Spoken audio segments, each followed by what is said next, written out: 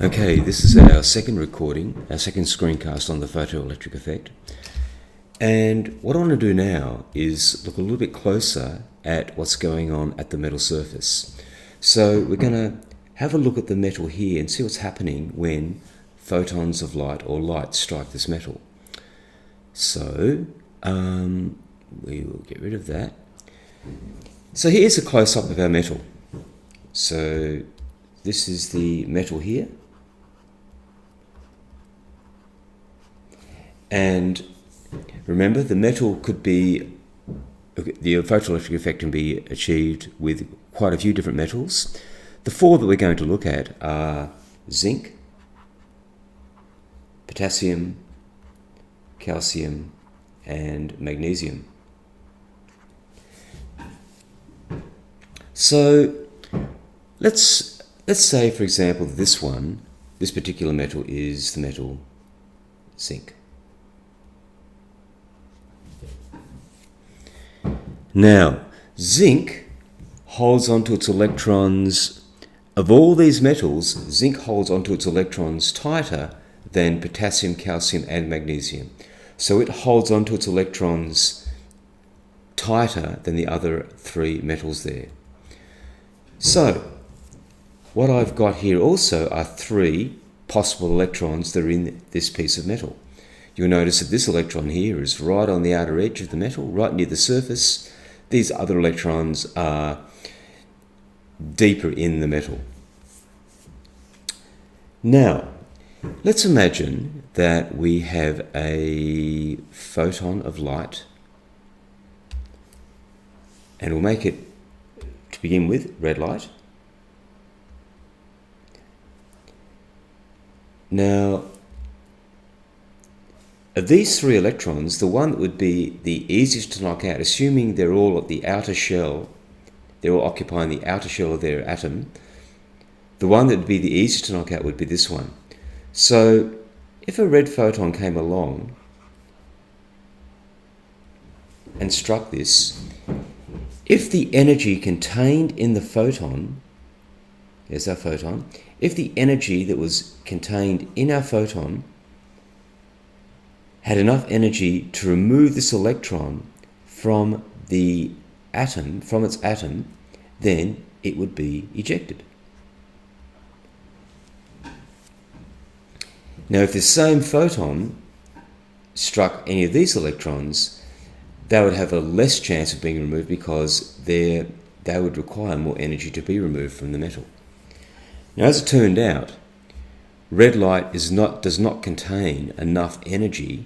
A red photon does not have enough energy to knock out an electron, even one that's right near the surface. So let's have a look now, a bit of a look at what the energy of a photon is. So that's a really critical thing about this whole scenario. So we know, hopefully from our classes, that the energy of a photon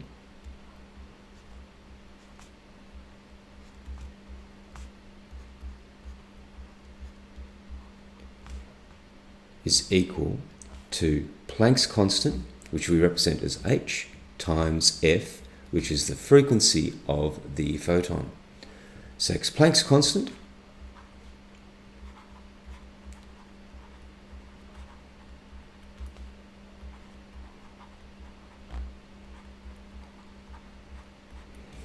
and frequency measured in hertz. Planck's constant has two different versions or two different units depending on how we're measuring our energy. And we'll talk about later the two different types of energy or the two different units of energy we will be using, which is the joule and the electron volt. But just to give you a brief introduction now, if we're going to do our measurements in joules, if our measurements of energy are in joules, then the value of Planck's constant equals 6.63 times 10 to the negative 34 joule seconds. That's the value of Planck's constant if our energy is in joules. On the other hand, if we are operating in a different unit of energy, which is called the electron volt,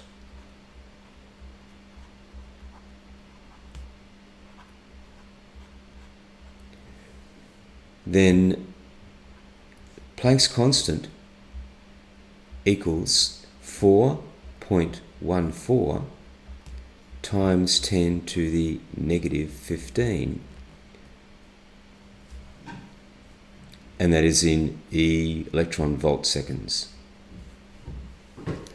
So we need to be aware that there are two different values for Planck's constant depending on whether the energy we're looking at is in joules or whether it's in electron volts.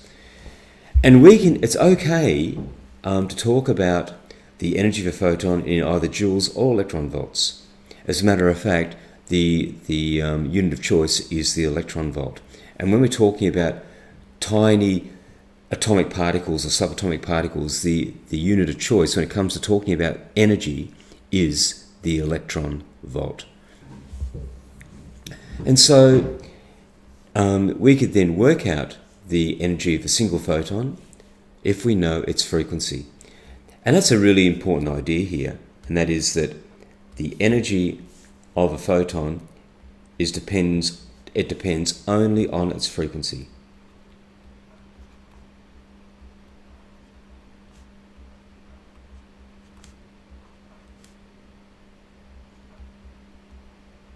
And clearly, the higher the frequency, the higher the energy of the photon. Unlike the classical way of looking at light, which is the wave, with the wave model, the energy of a photon is related to its amplitude and its intensity. So that was a very distinct difference between looking at light as a photon and looking at light as a wave. So it's really important to remember that the energy of a photon relates only or is dependent only on its frequency. Okay, so the other way, if you don't have the frequency of our photon and instead you have the wavelength, then the other way of calculating the energy of a photon, I'll draw it over here. Another way of doing it is the energy of a photon, rather than equaling HF, it will equal HC over lambda. And the reason why that is true is because all we're doing is substituting in the wave equation there, where V equals F lambda. But of course, if we're dealing with light, V equals C, because it's the speed of light. So, therefore, frequency will equal C over lambda.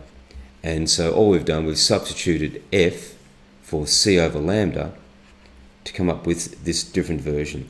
And this will give you exactly the same result as this one, except if you're given the wavelength, then this is more convenient. And just to remind you that when we are looking at wavelength, of course, the wavelength must be measured in meters.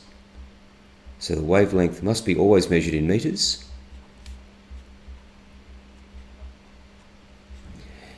And Planck's constant, once again, depending on whether we want joules or electron volts, it'll be one of these two values. C, of course, is the speed of light, which is 3 times 10 to the power of 8 meters per second.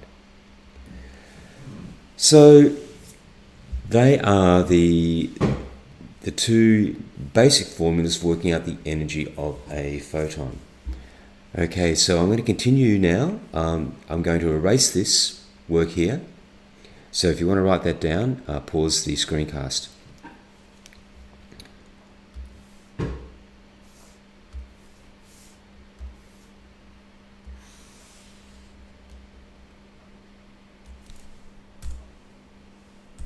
Okay, so let's have a look at how we might do a calculation here.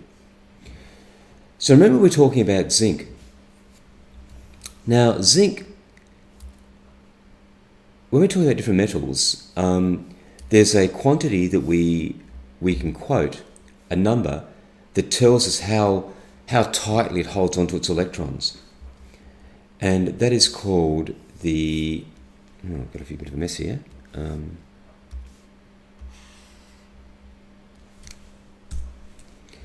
It's called the work function. So with zinc, the work function has a value of 4.3 electron volts. Potassium has a work function of 2.3 electron volts. And calcium is 2.9.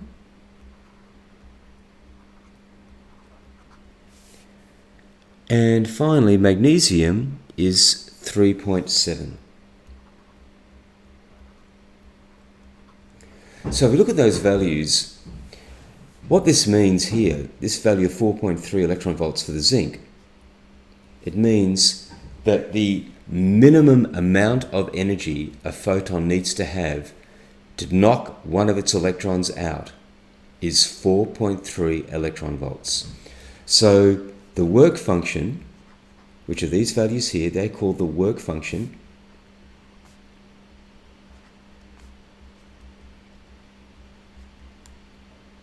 Is equal to the minimum energy.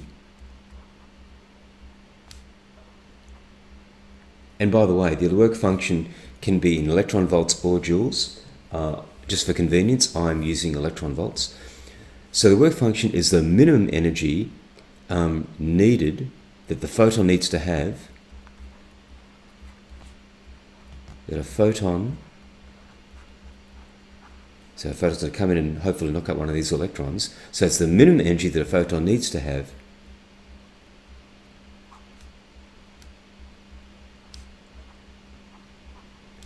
to remove an electron from the metal.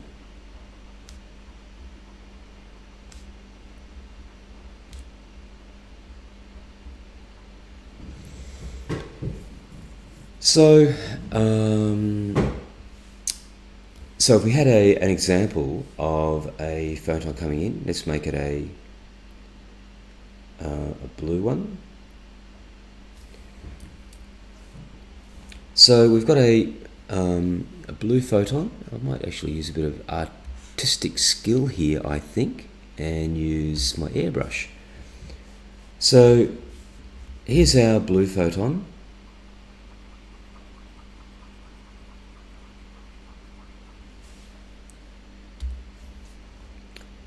And where are we?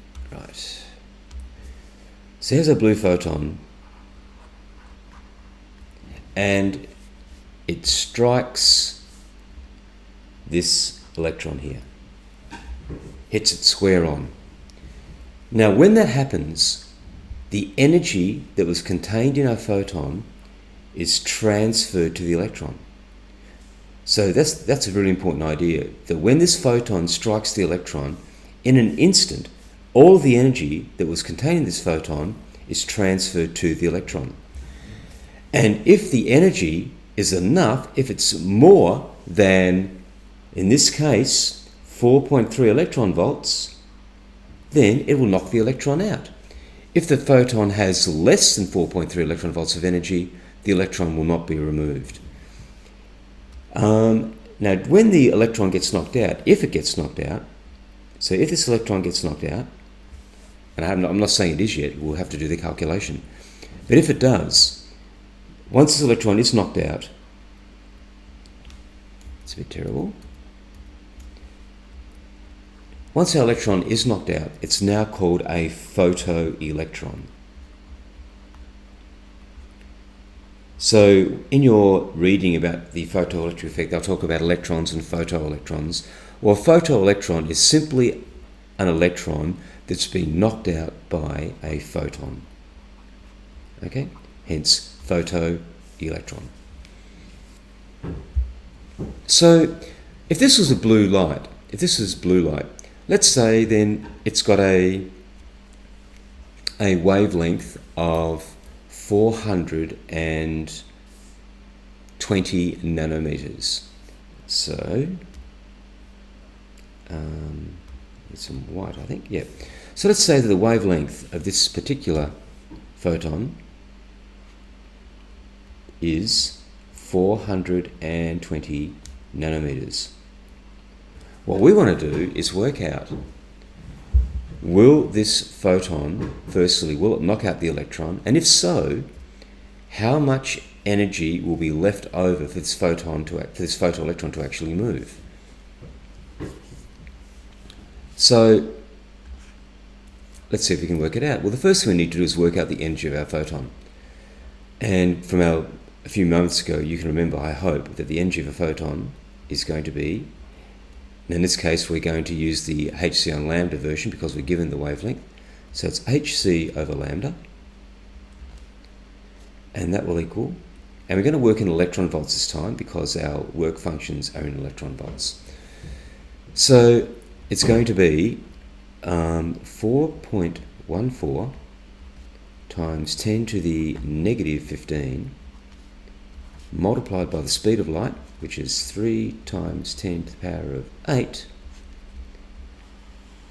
divided by the wavelength, which is 420 times, now nano means 10 to the negative 9, so it's 420 times 10 to the negative 9 meters. And so what we then do is simply, we'll basically work this out. I wonder if I can use my onboard calculator here. So 4.14 times 3 divided by 420, and that equals 0.0295,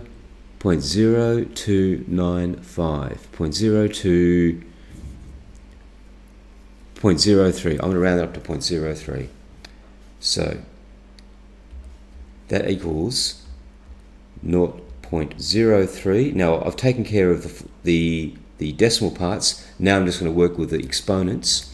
So it's 0.03 times 10 to the power of negative 15 times 10 to the power of 8, then divided by 10 to the minus 9. So I'm just going to use my index laws. So it's going to be 10 to the power of negative 15 plus 8, then minus negative 9, which means plus 9. So 9, 8 is 17. 17 minus 15 is 2.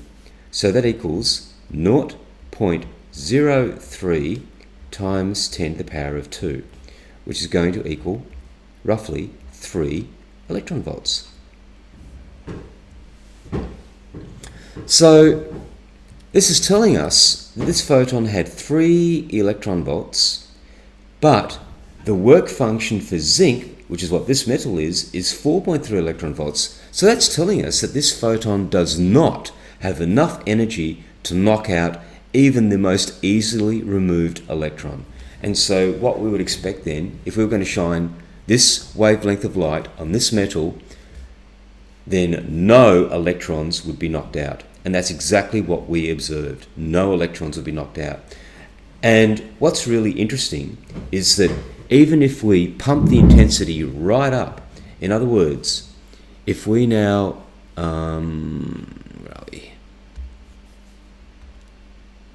if we now had a whole lot of blue photons coming in of the same wavelength, a veritable barrage of them, all heading towards this metal, like saturation bombing of our metal with the photons, we could just keep doing that, piling more and more photons onto the metal, and none of the electrons would ever be knocked out. And that's one of the big departures from what was expected with the wave model and what was actually seen. With the wave model, if light was a wave, and remember with a wave, the intensity of the light, which is how much energy is reaching the metal, or per square metre of metal. If we increase the brightness of the light, which is the intensity, we are delivering more energy to the metal, and the old wave, or the wave model of light, would predict that over time enough energy would hit this electron, and eventually it would gain more and more energy as more and more photons hit it, and it would then be ejected. And that was never ever observed. That never happened. And the reason why that never happened was because when energy is delivered to an electron, it's an impact. In other words, the total energy of a single photon is delivered to the electron in one instant. And if a photon strikes this electron and it transfers energy to the electron, it might jump up to a higher energy level, it might move into a higher shell, but can very quickly then drop back again. And so it's back to where it originally was and waiting for another photon to do the same thing, and it will have just as much non-success in knocking out that electron. So basically, to sum up this second screencast, the idea is that we can work out the energy of a photon, and if this energy is greater than the work function of that metal, then the electron will be ejected. If the energy of the photon is less than the work function, the electron is never ejected.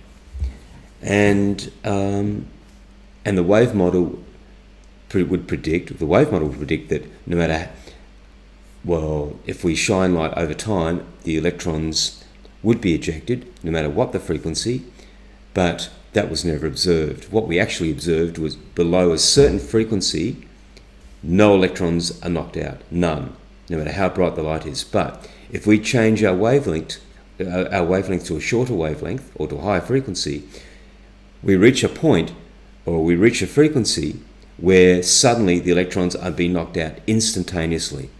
And that, of course, is because those photons have reached a level, an energy of 4.3 electron volts.